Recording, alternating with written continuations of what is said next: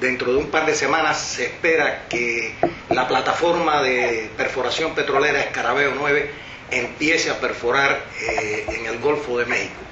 ¿Usted cree, hay quienes piensan que el encuentro de petróleo por parte de Cuba, en la zona de exclusión cubana, pudiera modificar la política de los Estados Unidos hacia Cuba favorablemente?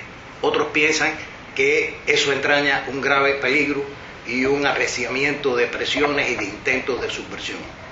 ¿Cómo usted ve el petróleo y la política de los Estados Unidos? Yo creo que todo está en la perspectiva, pero para mí, viendo las cosas un poco más optimistamente, la perspectiva de que nosotros encontremos buen petróleo y en grandes cantidades es una perspectiva muy buena para nosotros. Que eso implica a su mismo, a la vez, un riesgo del guapo del barrio querernos arrebatar el petróleo de las manos. Bueno, eso está claro, que el riesgo está presente.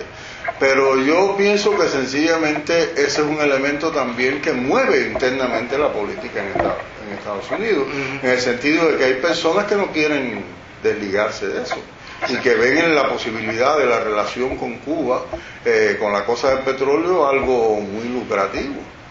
Y ese es el capital moviéndose, cierto capital moviéndose internamente en Estados Unidos y presionando. Bueno, ya Estados Unidos, digamos, revisó la plataforma. ¿Ya la revisó?